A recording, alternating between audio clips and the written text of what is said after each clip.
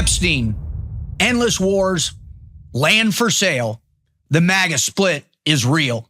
This is the David Rutherford Show. What's up, everybody?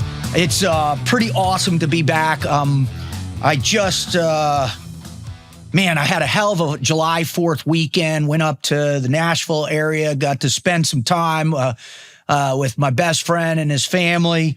Had a great time. But while I was gone, we have some monster news to cover. And that monster news is that our very own executive producer, Mr. Jordy Long, had his first child. So I want to wish him the best along with all the audience and just say, Jordy, we're so stoked for you and your wife and now your beautiful daughter, brother. How's it feel being a dad? Dude, it is amazing. Everyone's healthy. That's what I care about. Baby and mom are good. Everyone's here and doing great. Sleep deprived, but don't even really care. It's awesome. And yeah, man, people were right. Nothing compares. Well, I'm so stoked for you. I think you're going to just be, it's just going to be the greatest experience. There's nothing better in the world than being, married to the right person, having beautiful, wonderful kids that keep you on your toes and keep you young. And then it just gives you true meaning in this life. And I know as a man of faith like me, you're going to do an amazing job as a dad and a husband. So congratulations, buddy. Thank you, sir. I'm so stoked. It's the best. Well, you know what else went on this weekend, Jordy, was while I was enjoying myself in Nashville with my family while you were having your first baby, the DOJ decided to drop a little dose of I don't even know what to call this, but basically they released a memo on Sunday, Sunday afternoon, holiday weekend. They released a memo that came out and they profess that Jeffrey Epstein killed himself. There was no list of clientele and that there was no international blackmail scheme going on. And as a result of that, I think it kind of really exacerbated what I believe had already been kind of percolating across the MAGA movement, which was leading to where I now 100% believe there is a fundamental split in the MAGA party, the MAGA movement, the MAGA coalition, whatever you want to call it. There is a very significant fissure in this entire thing, right? And the challenge, I believe, for us who are part of that MAGA movement is how do we evaluate this? Because one of the things that I felt was really unique to us is the long process that we all got to that got us to this place, right? And a lot of people say, well, it began this summer with Trump's assassination attempt. That was that was the ultra unification of this emerging party. I disagree wholeheartly. There's a group of people that I think really came out of the woodwork after the 2020 election fiasco. That was a part. Yep. Then there are the loyalists, the diehard loyalists that go all the way back to Russiagate and the recognition of that internal. And we just saw what we just said. We just saw the DOJ and the FBI announce there's an investigation going into Comey, Brennan, and potentially Clapper, who were all at the head of the intelligence agencies. I'd like to see Chris Wright thrown in there for sure. He was a part of this. And then a lot of other people believe that it was the moment that Trump came down the escalator in June of 16, when he really initiated his run. But what a lot of people don't realize is that, when do you think, Jordy, when do you think Trump trademarked the motto, "Make America Great Again"? I think it was after he announced. So I think it was post elevator. Was it wrong? Was it 2015 then? 2012 is when Trump trademarked that slogan, and it was a direct result of Mitt Romney's kind of ineffectual run against Obama in the 2012 presidential run. And so a lot of people believe, all right, that's where it got its start. But I disagree, because what I wanted to really understand to help, like I want to do, like Jordy and I want to do on this show, is we want to contextualize and give a greater context to the magnitude of what's taking place in the moment. And the only way you do that is if you go back and you evaluate the sequence of events that took place. So what I believe, what really initiated this was, I think there was a consensus probably around 2008 or 9 that something was not on the up and up. And in particular, there were two major places that I believe this took place. One in particular was the war in Iraq and what was taking place. We had already learned so much about weapons of mass destruction, them not being there. And what was really fascinating recently, there was a gentleman named Scott Horton who went on the Tucker Carlson show, and he wrote a book called Provoked. That's phenomenal. And what he talks about is he lays out the exactitude of the sequence which led us up into the Iraq war and amongst our current what's going on in the Middle East and what has taken place over the last 40 plus years. And what's interesting is a lot of the reason for going against Iraq had really nothing to do with Iraq and mostly to do with Iran and a bunch of other kind of neocons one in the Reagan administration, then George Sr., and then certainly in the Clinton administration. And it's a great episode to listen to if you want to understand or buy that book. And there's a lot more to it. And I think American, both right and left, really began to realize that, hey, this is ridiculous. Why are we still, we're spending trillions of dollars. We're losing American life for what? What is going to be the outcome? And I think that began to percolate that. In particular, you saw that with GWAT veterans starting to be a little bit perturbed as to what was the plan? What's the plan? What is the outcome we're going for, not only in Iraq, but Afghanistan and all the other initiatives or strategic initiatives within the GWAT. And I think that on the right is a core place to begin to see where kind of the lack of confidence in the government was going. On the other side, after Obama had been elected in 2008, you had the economic collapse that had taken place too. And this was something that I also believe touched both sides, both left and right. Why? Because we saw an economic collapse that was a direct result of the financial system essentially giving subprime loans to everybody and their brother, right? The Big Short, the movie. Did you see that movie, Jordy? The Big Short?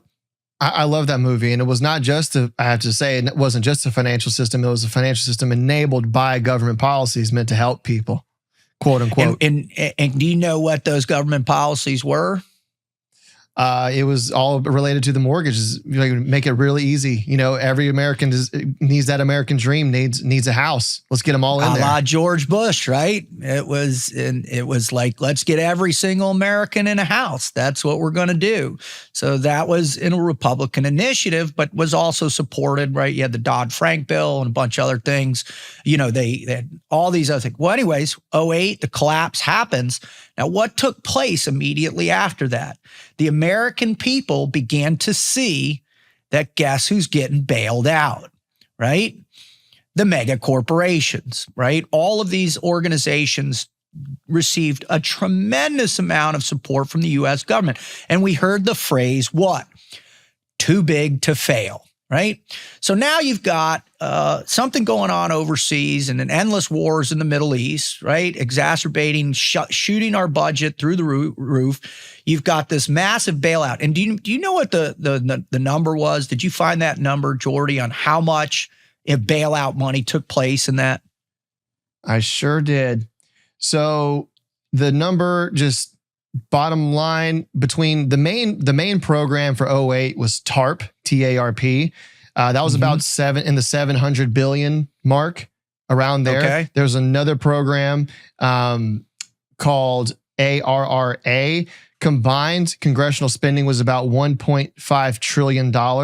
Now, this doesn't get into QE that happened all through the 2010s, but if you just want to look, which was related to it, definitely related. But if you want to look at just the acute spending to address a national quote unquote crisis and then in an emergency, it was about 1.5 trillion.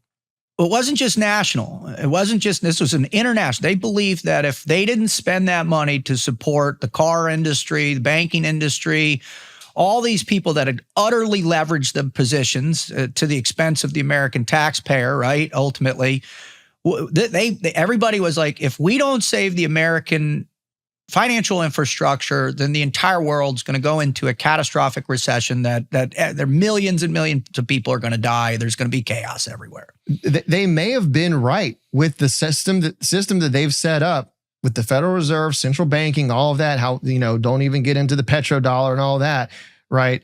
It was interconnected. It would have been a bad thing, but it's kind of like, the arson who's the arson who's the firefighter. You're like, yeah, it would have been a problem, but it's because of the policies and the systems that we've built in America. I completely agree with that analysis. That's great.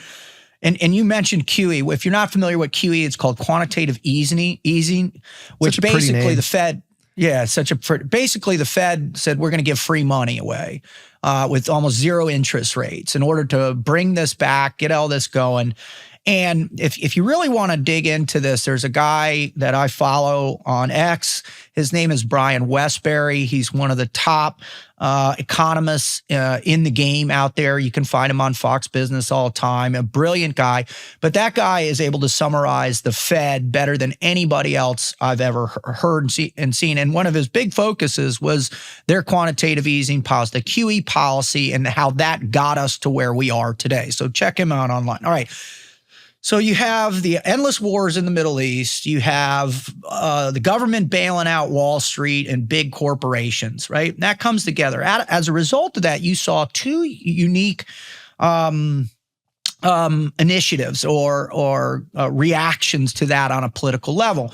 One was the Tea Party, which was much more significant and much more well-funded by the Koch brothers, by the way, and then really kind of propped up. Rush Limbaugh really got behind the idea of this. And the whole thing was like, hey, man, we cannot let the government go rampant on this type of spending anymore. They're going to destroy our economy, a real libertarian mentality. And if you really want to go back and really understand that, suggest you look at some of Rand Paul's old work, really amazing stuff during that time.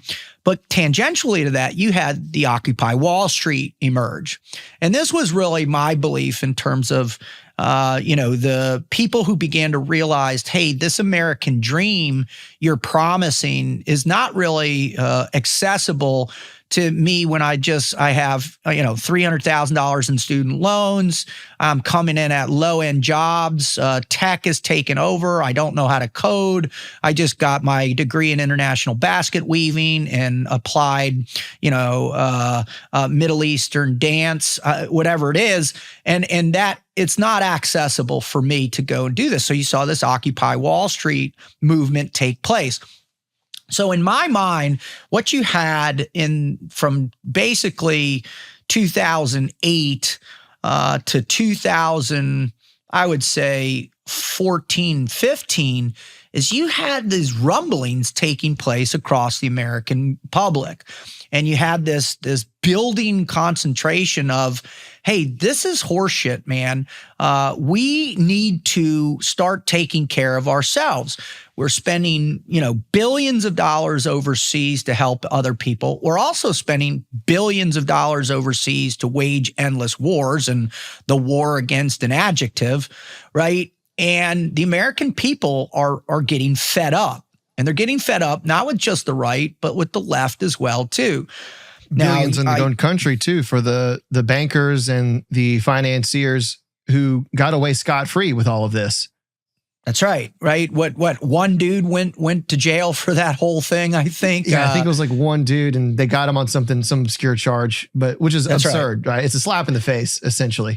Well, that's exactly what it is. It's all of this when you can have one of the greatest financial catastrophes ever and nobody gets in trouble, nobody gets fired, nobody gets whatever. And the same thing is true for the Iraq war, right? That whole thing was a lie to the American people from the get-go, from the beginning, a complete and utter lie to the American people. And guess what? Nobody got reprimanded, nobody got in trouble, nobody went to jail, nobody went for treason, nothing happened. So now you have these two major cataclysmic events, right? That people are seeing, young people in particular, right? The millennial generation that's coming up. They're in high school, they're in college during this whole thing. And they're seeing, well, that's what I'm thinking. For me, I was kind of on the other end of that, right? I was in my 30s when all this was taking place. I was still working for the government, right? Essentially as a contractor, then for the agency during the midst of all this. So, man, I was, I'm not going to lie, I was pretty inept on connecting the dots. All I wanted to do was go overseas and carry that gun and try and hoo-yah support America. I didn't care what it looked like or what I did. But the people that were here, your generation, were starting to go, hey man, why is everything so jacked up? What else happened during that time, Jordy? What emerged out of that? Well, you don't want me to say Bitcoin, but then you're probably thinking of something else. I love that you always go to Bitcoin. God bless Bitcoin, right? Well, the other thing related to that is, I think another movement that's worth mentioning is the whole End the Fed movement. Now, I think that was a pretty powerful movement and slogan amongst especially young people. I mean, I remember that. I was young, so I'm 31 years old, but the first politician that I thought was interesting, like I'd heard of it, but by the first time I was like, trying to pay attention and like I knew a politician's name and, really liked someone. Dude, it was Ron Paul. Yep. Dude, I started with that. And the first big, I guess you could count 9/11. I remember that, but I was so young that I was just a kid. But the first time I was started to get aware was literally started with '08 and all of the fallout from that. And at least for millennials, a lot of millennials, that's like the beginning of think about that. Their political knowledge starts there. Yeah. That's interesting. That's a great fact, right? And you also got to believe that, during that time when what was being taught in universities, what was being taught had really hardcore skewed left, right? And around I think 2013 or so. 2012 is 2012 yeah. is where you see the diagram of the media just explode with a lot of these DEI, ESG, all these movements that really began to emerge. We need to police censorship and all that type of thing as well. My first year in college was 2012, right? And so I remember that was like a transitional period where you kind of remember the old world, but you started to hear some new ideas entering the campus, right? People talking a little bit differently than they used to. Also, you can't really say certain words that you used to be able to say that were fine. It was like a weird transition period. I remember when I first got into college, but then the second, third year I was in college, it had solidified. That's right. It went from political correctness of the late 90s, early 2000s to woke, right? Woke exploded around that time, that woke mentality. And it really, it blossomed. And because they had political control, right? They were able to get it and nurture it and expand on it. And social media exploded around that time. That was the thing that I was trying. That's the thing that I was trying to provoke an answer from you about. Social media exploded at that time, right? So now, all of the mainstream conduits of information no longer had their permanent grasp, right? They couldn't be completely controlled. And so social media began. And initially, social media the algorithms were pretty wild. They were you saw what you saw and that was it. But then again, around that 2012, 13, 14, 15, you really started to see it shift, right? Where whatever you were into, maybe they were putting other things in your feed. You could start to see a titration of the algorithm, if you will. And I think it was really kind of Obama's second term where the American population began a good deal of the American population, and especially the more traditional sense. And I'm not saying more traditional conservatives or traditional liberals. I'm saying traditional people that are in that middle started to say, hey, something's not right. And I think that really provoked Donald Trump in that moment to come out in 15, and really start to think about it. And then, when he came down those stairs in June 16, it shocked the system. And how did the system react? Thank you so much for listening. Again, apologize for the interruption, but I want to just tell you about one of our core sponsors, Firecracker Farms. Now, if you want to spice up your life, that means you need to spice up your food. I'm done with the hot sauces. I'm done with all that nonsense. What I go to now is Firecracker Farms, and it's Three Kings technology, right? That's the mixing of the hottest peppers into this beautiful spicy salt that I just pepper the hell out of my eggs in the morning, my steak at night, man. This is one of the best products I've ever had. It's really just brought a whole new nuanced approach to how my food tastes and my enjoyment of it. And you know what the kicker of this whole thing? It's a family-run business, and I love those family-run business. My buddy Alex and his family put their heart and soul in delivering this incredible product. So go visit firecracker.farm, punch in promo code of RUT15, that's Romeo Uniform Tango, and get your taste buds going. Booyah. Right? The system reacted in a very significant way. And what we now know, right? You had Comey, Brennan, Clapper, Biden, right? They basically, through the guise of Hillary Clinton, her campaign, which was John Podesta, Jake Sullivan, Anthony Blinken, all these political players basically said, you know what? This guy's a Russian agent. This is what's going on. Meanwhile, everybody's trying to hide the sale of nuclear material to Russia that had taken place, the scandal of running guns down into the cartels, the opioid crisis that had emerged, right? All these other things. It cracks me up when people actually have the audacity to say, Barack Obama, there wasn't a single scandal in his entire administration, right? And I think the veneer of everything, people with the ability for the internet and people to talk to one another around the world, that began to crack. And so they doubled down on Trump. And because of that, it was so obvious that people were like, whoa, they're not going to let this guy govern even, right? And for me, the big one that really initiated was Mike Flynn, General Flynn, when he was indicted for perjury, which is just crazy to me because it's like they all perjure themselves every day of the week and twice on Tuesdays, right?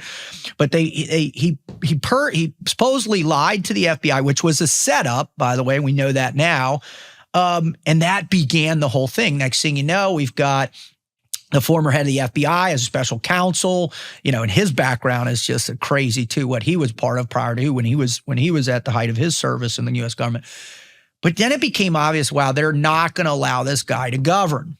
And that really exacerbated the base, all right? And you started to see things that not make sense. They were almost dystopian in nature. You would see the president come out and say one thing, and then something else would happen in the government. You'd say he'd come out and do one thing, and then something else would come out over here. And you could see the fighting or the resistance from Trump's movement. Now, obviously, there were quite a few successes during his time, really got the economy pumping again. And I think people had a general sense, okay, we've kind of suppressed that hardcore progressivism. We've got a stalemate on it. And then what we do, we went into 2020 and the frickin' wheels fell off. And when you go and you look now at all the evidence, we did a show, we mentioned a little bit of election interference taking place. And now we know that that was all real. And I played a major, I paid attention. And one of the people that I was just invested in during that time was Dan Bongino. I mean, that guy covered Russiagate, the 2020 election better than anybody I saw on the net, right? He was all over that. Really, 2017 is where I really became invested. And then you started to see all the other right pundits on whichever side they were kind of like start to fall in love. And the 2020 was I think that was the catalyst for this MAGA movement to really come together under this banner of there is an internal swamp, right? And that's where we heard the term the swamp emerge. That there is this thing, and it does not matter if you're Republican or Democrat, it's all about keeping the status quo in the power structure of Washington, D.C. And that became utterly apparent with the lack of response from the Republican Party at obvious problems with mail-in balloting, with COVID. I'm still ready for some, hardcore intel report to come out saying this is only the greatest pandemic in human history, and we still don't know where it started, where it went down, how it emerged. But yet there was a full-blown pre-pandemic event called Event 201, which took place in October of 2019, where they said by that time the spread was happening, where they had the deputy director of the CIA, heads of corporations, heads of news media, all getting together saying, hey, what happens if there's a pandemic? Well, we're going to handle it like this. So that started going. But by then, what? According to Mike Benz, the great Mike Benz, who, if you haven't found him, I highly recommend you go look at all of his work he's done on the industrial censorship complex. And that was the consolidated effort by the U.S. government to put pressure on social media companies to suppress conservative voices at the highest level. I, for one, which that happened to me as well, too. But I mean, it happened to everybody. I mean, this happened to every major person out there that was doing this. Who questioned anything. That even questioned.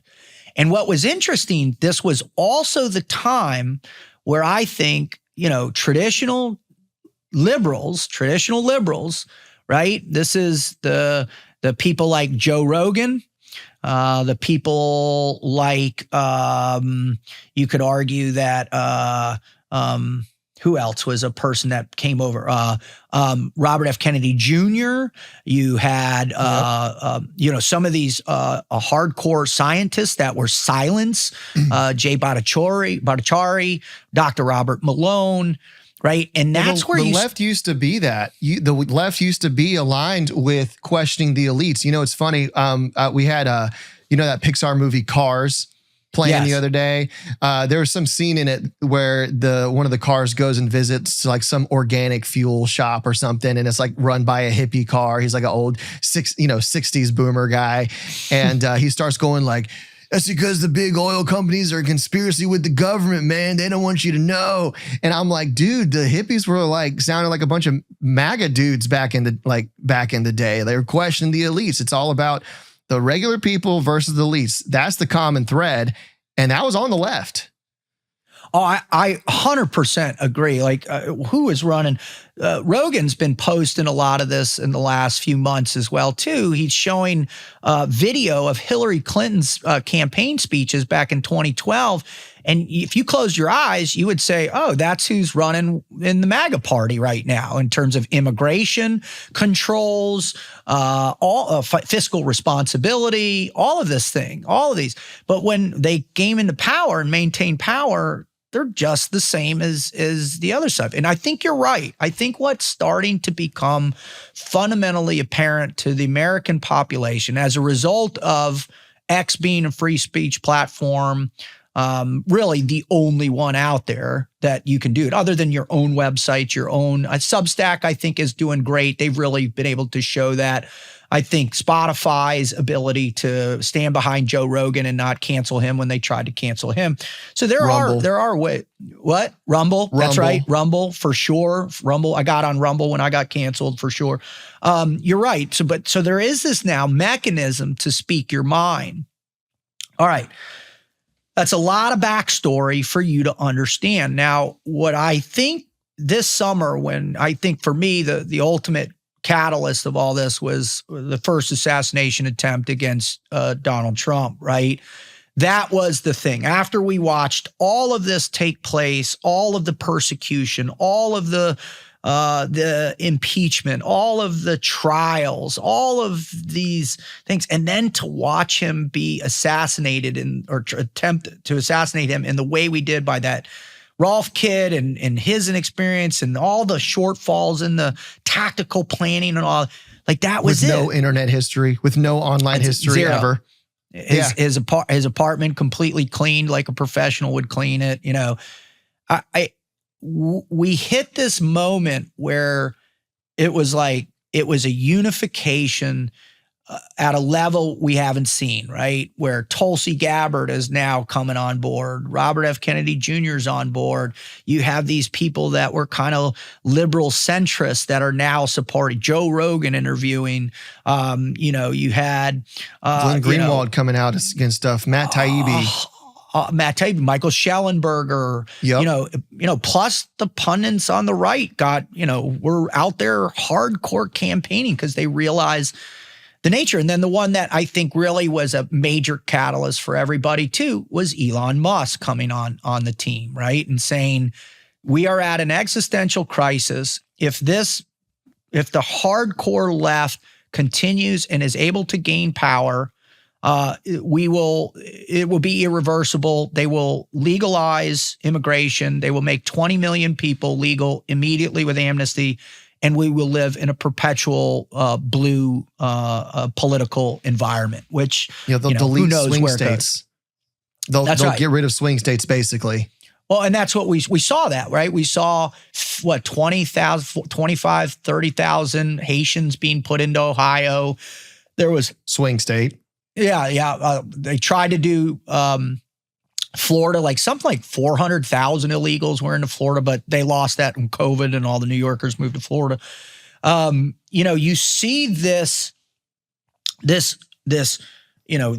a union, right? And it really was a coalition, very similar to the coalition on the left. All right. And what we see about the coalition on the left, and this is something I think we need to be attuned with as to the predictive nature when a coalition starts coming apart, why, right? And what you saw on the left in the lead up, right? You saw all these individual interests starting to eat themselves, going after themselves. And that's what ultimately has broken the Democratic Party into a place where they have no idea who's going to emerge and take over this. I mean, Buttigieg was polling pretty high recently. I think AOC is always out there in the fringe, but AOC would crush Buttigieg, first of all. Oh, no doubt. There's no doubt. It wouldn't even be close. Oh, I agree. She's much more charismatic. She's much better on the pulpit. She knows how to whip everybody into frenzy. She get a great speechwriter for her and a good political campaign. And, she's off to the races, which I think we'll see for sure. But again, you saw that coalition break apart, and how do we know that? We saw that in male Hispanic voters and male African-American voters and how they voted for the other side, right? Which was the biggest that we've ever seen. So, so I'm always trying to say, all right, what are the patterns and behaviors of cultures and subcultures? Like, how does it rise and fall? What are the connective tissue in there that holds it together, even though they're not 100% on all things? What is that? And so what I think, you have with the MAGA movement, the connective tissue is really kind of these things. First and foremost, it was immigration. You have to shut the borders down. We Build cannot, build the wall. And that was a defining thing in Trump's first term. That's what got him. I'm going to build a wall. I'm going to shut it down. So I think that's huge. That's why it was such a seminal movement for Trump to come out of the gate and shut that sucker down, to which he did. And, all props, kudos to the president for that. That's by far, I think, the most successful thing he's been able to do to date was to militarize that section along our southern border. The northern border is still wide open, by the way. Just saw a great interview with an investigative journalist on Sean's show where she said, the cartels have just moved up north now, and they're just producing fentanyl in the remote rural areas along the border, and they're just reversing it because the northern border hasn't been shut down at all. Now, do you think that the northern border is going to be harder to get to? Because, they got to go around like an ocean, to get through to the northern border to come into the U.S.? Or do you think no problem, they're just going to switch borders? The way she made it sound was it's easy because Canada's visa, work applications, not green cards, I forget what they call it, but it's a lot easier to fly from Mexico into Canada than it is America into Canada. Maybe that's not right. It's not as difficult, obviously, to go into Canada on a tourist visa or whatever it is. And so that's what they're doing. And then they're literally renting out these farm properties or these urban areas, and they're just building a fentanyl lab right there. And so, they've made so much money that it's ridiculous, right? Anyways, go back to that connective tissue within the MAGA movement. So the border was one. He came out and did that. Now, the other one, which I believe is the initiator, the igniter of the beginning of the split, was his absolute promise to end the Russia-Ukraine war, right? And to get the hostages back in Israel and to end the conflict between Israel and the Palestinians, or the Hamas in Gaza. Those were massive, massive statements, right? So, and then the other one was to rein in spending, right? That was the whole Elon Musk thing. He's going to do Doge. He's going to come in. He's going to just pilfer the waste, fraud, and abuse, right? And then the third one, I think by far, as a result of COVID and what we learned from those just the death shots, what we learned was that the pharmaceutical companies have been completely manipulating us for as long as we can remember, right? And so you had RFK Jr. saying, we're going to come in and we're going to go after them, and we're going to fix this. We're going to make America healthy again. So you had those things. And then underneath that, right, you had these social kind of issues, these issues that provoked an intense guttural reaction. And the most significant one was government corruption. And then it was ending the magnitude of human trafficking and pedophilia, right? And how robust that whole system is. So it was, all right, we're gonna release the RFK files, the JFK files. We're going to get to the bottom of Martin Luther King files, all this stuff. And then over here, we're going to completely expose the Epstein thing. Now, the other ones, are kind of like, okay, that's kind of cool. We have RFK Jr. That's important. That grabs a lot of attention. People like to repost that stuff. But the Epstein one, man, this is built into the consciousness of the American public. And this is, and not just for the last 4 years. This has been going on since the early 2000s when he was first indicted in Palm Beach County. And I'm from that county. So, it's like, wait, what? This guy? And then he got that sweetheart deal. So, and then I think this all relates to another Trump promise. I think it's a pretty foundational MAGA movement fundamental, which is drain the swamp. That's right. That's right. That was a huge phrase. That's right. That's right. Indict. Right? Well, he came off that quite a bit in this last run. Like he That's came true. off that. He that was came the off the origins drain of it, right? Yeah, and then 100%. you can just see it just slowly dissolve up to this weekend. So it's holding people accountable, right? That's that. I think at its core, that's what the American people want. Because if you go back and you know, the legacy of what we represent is we held what? We held the British government accountable, right? We held our own society accountable for the atrocity of slavery, right? We held that accountable. We were going to hold accountable the catastrophe of Hitler and his reign, which then immediately morphed into holding Stalin and the catastrophe of communism accountable, which led into the Vietnam War. And then what? We're going to hold terrorism accountable, right? And so there's How do you do that? You can't. It's a fucking lie is what it is. Sorry. Can I coin a term here? I'm going to try to coin a term really quick. Let's hear it.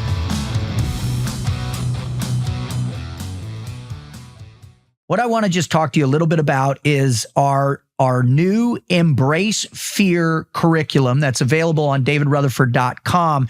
It's a part of the Frog Logic Institute, which is going to be an emerging group of core products or core curriculum that I've been working on over the past 30 years. The first in line is learning to embrace your fear.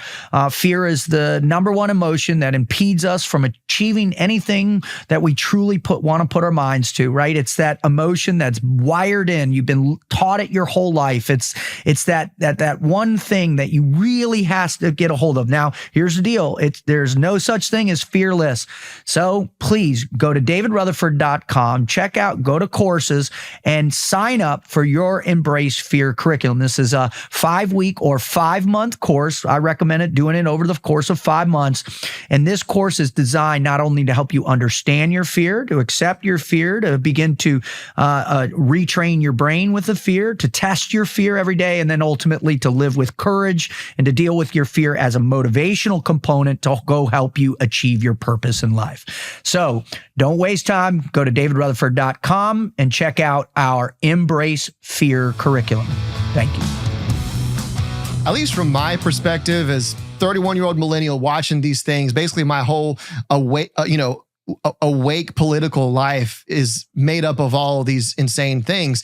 And I'm going to say this is the pattern of the, oh no, wait, what movement? Because think about it. You have, oh no, there's terrorism in the Middle East. There's weapons of mass destructions. We have to go over there. Wait, what? There's no weapons of mass destruction? Like, why are we over there? Wait, Why are we in Iraq?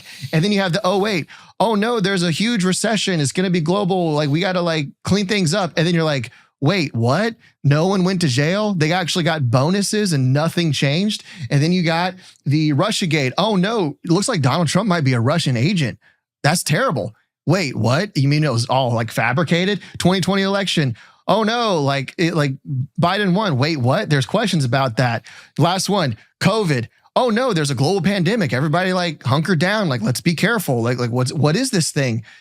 Wait, what? It's not even that deadly. Fauci made it. Fauci made it. So this is the, oh no, wait, what?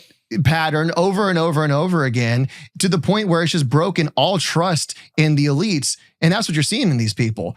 I've been lied to so many times. There's been so many, oh no, wait a minute, hold on, moments that you just can't believe anything now. 100%. 100%. Oh no, wait, what? I love that. That's how we're going to call this out from now on, Jordy. That's a brilliant way to it. That's exactly what it is. And I think what happens as a human being, I certainly felt this the more and more I began to realize, that the initiative of what I was representing on the ground as a SEAL, as a military contractor, as an intelligence guy working for the intelligence community, that was pretty much the whole thing. That was it from day one, which is, to say the least, problematic for me emotionally. On a grander scale, it pisses me the fuck off. That's what it does. Because it's like, you want to profess, you're gonna whip us into a frenzy and say, hey, trust me, we're going to get after this. And then it doesn't happen. And I think, that's what Russia, Ukraine, the one big beautiful bill, which increased, $6 trillion in spending. You had the Iran, Israel thing. We're not starting any new wars. And a lot of people will say, well, that was a strategic strike. And I am all for Iran's nuclear program being dismantled. But again, to what end and what happens? I believe a lot of the pundits that within the before Trump's out of office, there will be more strikes on Iran. There'll be an escalation in that for sure. I just don't know when or how. And then, you got this land sale. We're going to sell 7 million. Now, that was a beautiful thing. Braxton McCoy, once again, God bless you for leading the charge on this. That was taken out of the one big beautiful bill. They're not going to sell public lands. I think, all the people that got behind that in terms of Sean and Jocko and all those people that were like Cameron Haynes, man, God bless you, the meat eaters guy, all got behind and really kind of made me feel like, hey, if we unify as a voice, we can shut this stuff down, right? And then the coup de grace is the Epstein file and the release. And it's so telling. And that press conference that they showed, and Jordy, drop that in here right now, if you could, and let's watch that. Are you still talking about Jeffrey Epstein?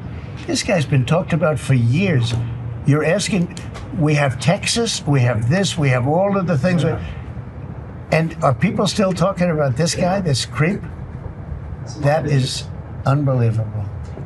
Do you want to waste the time, and do you feel like answering? Sure. First, to back up on that, in February, I did an interview on Fox, and it's been getting a lot of attention because I said, I was asked a question about the client list, and my response was, it's sitting on my desk to be reviewed, meaning the file along with the JFK, MLK files as well. That's what I meant by that.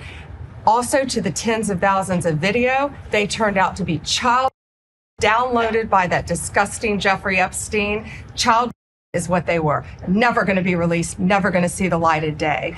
To him being an agent, I have no knowledge about that. We can get back to you on that. And the minute missing from the video, we released the video showing definitively the video was not conclusive, but the evidence prior to it was showing he committed suicide. And what was on that, there was a minute that was off the counter. And what we learned from Bureau of Prisons was every night, they redo that video. It's old, from like 1999. So every night the video is reset, and every night should have the same minute missing. So we're looking for that video to release that as well, showing that a minute is missing every night. And that's it on Epstein. Okay. So if you're like me and you watch Pam Bondi make that comment, and then Trump come out and say, are we still talking about this guy? We've got so much other awesome stuff going on. We still talking about this? Meanwhile, that was one of his core things he promised. It was one of the things that everybody talked about, JFK Jr., Tulsi Gabbard, and then the real insult, the real thing that just fries me is Kash, Patel, and Dan Bongino in particular. Now, you want to know a definitive way to lose your credibility? You spend 8 years talking about this and talking about the depths of this disgusting thing. And then Pam Bondi says, I have thousands of hours of child. Okay, who with?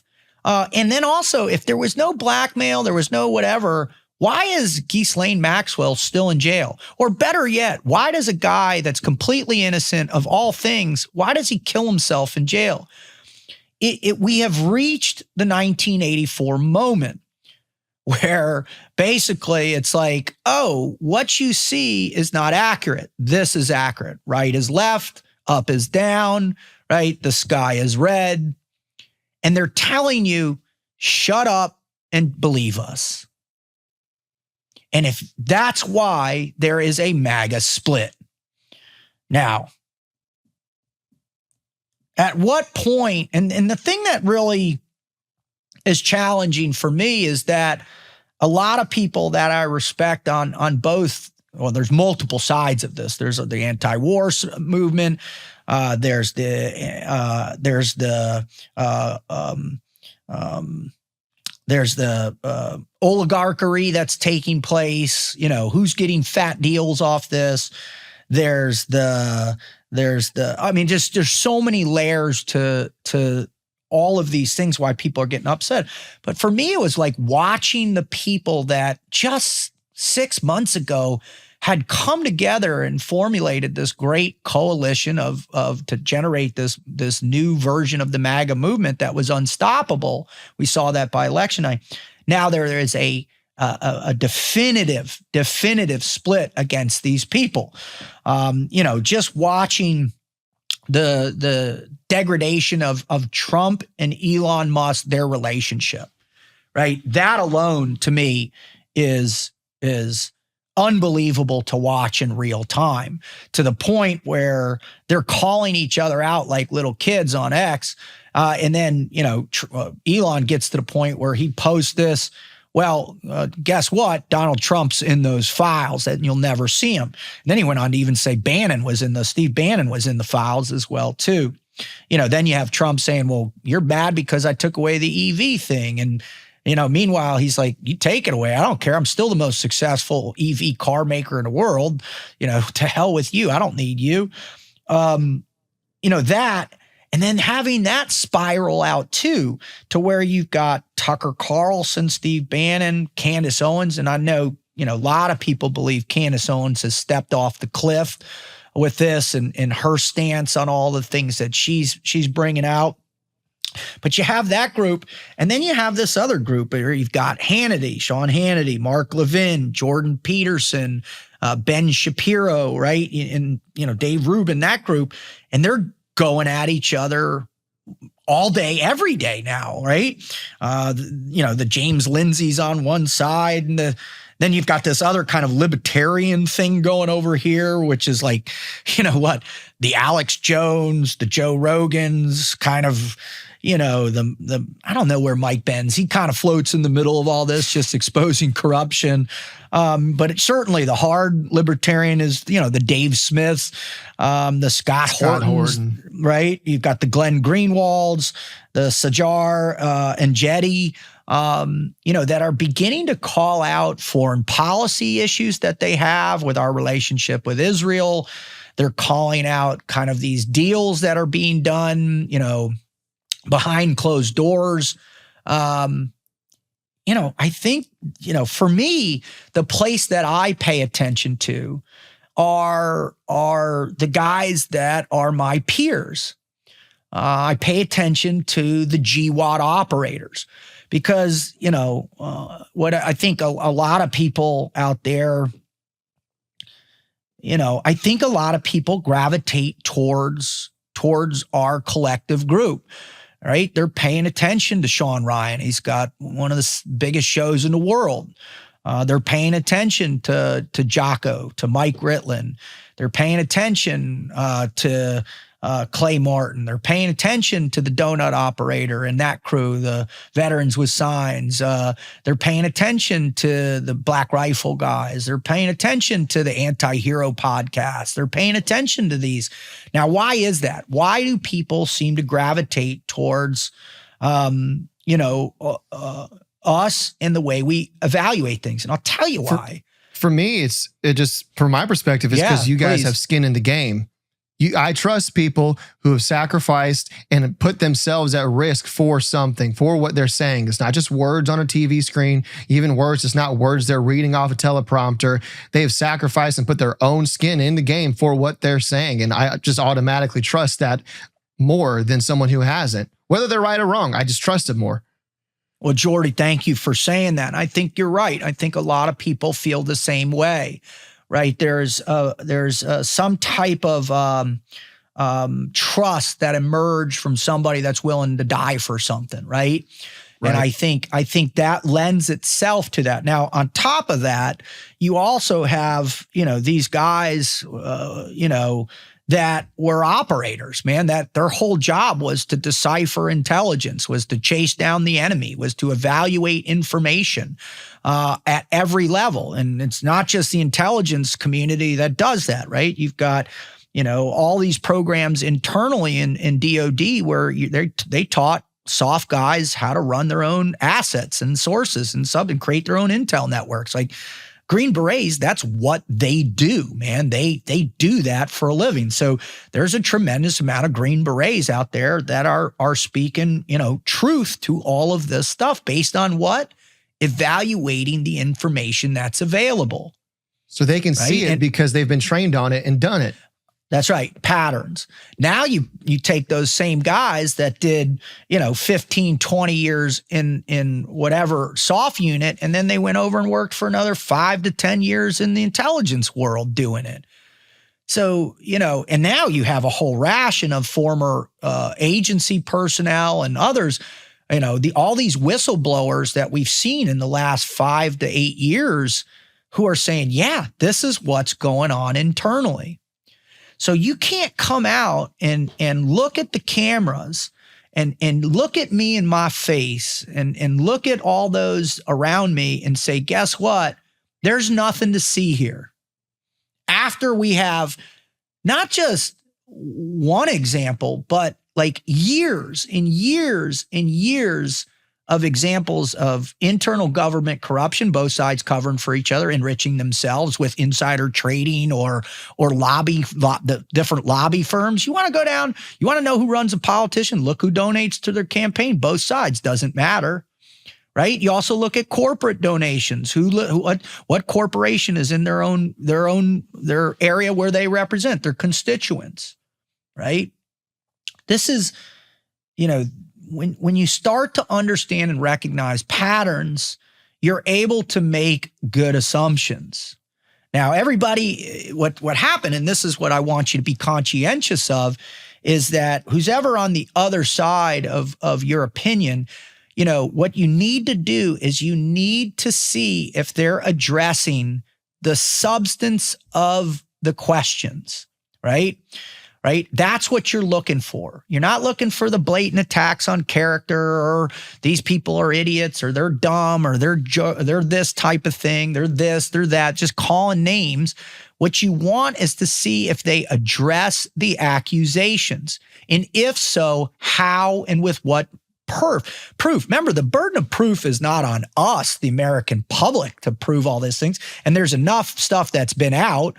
I mean, the WikiLeaks files from Julian Assange. I mean, just spend a few days going into that and see what how you come out. Or how about Snowden, right? And basically coming out and saying, yeah, the NSA has an active campaign to listen to every single American in the country at any time they want. They're collecting every piece of data. You already know that with your phone, right? You already know that.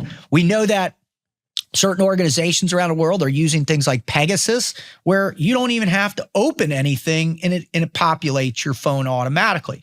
We know that the American government has access signal to listen to different people, right? They were listening to Tucker Carlson's conversations when he was trying to set up an interview with Putin. We saw recently Pete Hegseth's internal communications. They were exposed because there's somehow a journalist that was connected to that thread, right? So here's my thoughts. Okay, and this is the tough one. All political movements eventually come to a space where once they've been manipulated to the highest degree, that the core of these movements starts to not revolt, if you will, but starts to push back heavily. And I think what you have is you have both political movements. I mean, I think the left is far more deconstructed now, fractured, like it's been exploded, right? We're at the precipice of that. Now, what is that? I think, you have to evaluate who benefits when a major movement is broken apart, right? Well, the people in control, the people in power. And so what I want you to do moving forward, and what would most benefit you, is not to, and I get this a lot, and I see this a lot, and I talk to a lot of people, including people that are involved in these bringing information, assessing information, involved in the government, is people are just at the point where like, well, what difference does it make? And I'm going to tell you what difference it makes. It makes a monumental difference. We are $38 trillion in debt. That is unsustainable, and you and I are going to feel the effects. But you know who's really going to feel the effects of this? Jordy's new daughter, and my daughters, and my friends' kids, and then their kids. That's who's going to feel the effects. So as you feel overwhelmed with all of this, and you feel as if it doesn't matter, they're going to do it anyways, I just kind of got to get mine while I can get mine, IGM, the IGM mentality. Think about what you're sacrificing. You're ignoring it because it's too painful, or it's too much to follow, or it's too difficult, or nothing you're going to do is going to make a difference. And you're just going to go about your daily life. You're going to focus on what you can control, and you're just going to have your little world. You are actively participating in whatever we get in the future, right? Part of our civic responsibility as people that are American citizens is that we take on that sovereignty, that responsibility at the highest possible order. That we recognize that every day, it's our responsibility. And the immediate reaction I typically get when I present that challenge to somebody is, yeah, but Rut, I vote and it doesn't matter. No matter who I vote for, the same outcome happens. Okay, I get that. But what else could you do? What else? Do you think you could participate in your school boards, or do you could start funding rallies, or actually go out and find somebody, or start an organization that calls this stuff out, or, write a anonymous blog on Substack, or start your own podcast that calls this stuff out, or actually do the research, right? Get in those files. Start paying attention to these people who their sole mission in life is to expose the corruption on both sides across the whole board. Whether it's the Fed, whether it's the endless wars overseas, whether it's the financial system, whatever it might be, if there's something that gets you, then do the work. Do the work. Investigate it. Try and figure out. Become that flashbang of truth yourself. Educate the people around you. Now, I know what you're saying. You're going like, hey, Rut, man, I already lost 3 uncles, 2 cousins, and my brother because I'm at the dinner table at the 4th of July and I'm slamming my hand down about the bullshit going on with all this stuff, and I don't want to destroy my family anymore. It's enough is enough. Yeah, you can quit for sure. And that's a guarantee that what's going to happen is what's going to happen. Or you can play an active role and at least helping people understand the complexities of this, like I try and do. Now, a lot of times people they ask me when I'm out there and they go, well, Rut, what do you feel about it? And I'll tell you what, I believe that we should not engage in any more wars overseas. Unless it's absolutely necessary, unless there is an existential threat to the homeland, an existential threat to our way of life, an existential threat to our economic system, maybe. That's it. We should not do that. We're done. We need to circle the wagons and rebuild that, if you will. The other aspect that I firmly believe is that if you are a pedophile in any way, shape, or form, and you have hurt children, young women, young boys in any capacity, I don't give a damn what your position is. It is a moral obligation to go after all of those people.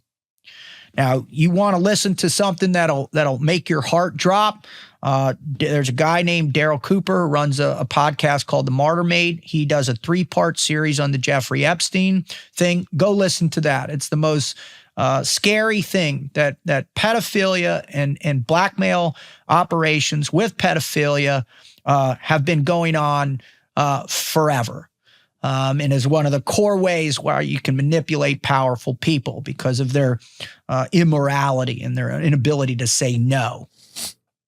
And then the third one is if you're stealing from the American people, from my children, and you're guaranteeing that their future is going to be riddled with financial calamities, existential nuclear threats, or just a complete breakdown in the system, then, it's incumbent upon you to protect the future of your own family. That's the way I feel about this. So we will continue to monitor this. We will continue to pay attention to this. We will continue to call out what we think we need to call out. But what we really, our main objective here is to continue to educate you, to give you greater context of what's taking place, and to try and give a little bit of opinion based on my experiences, the way I evaluate things, and the conversations with people that I really trust and believe in order to frame an idea, a concept, or to frame some hope for you and your family. Thank you very much. God bless you.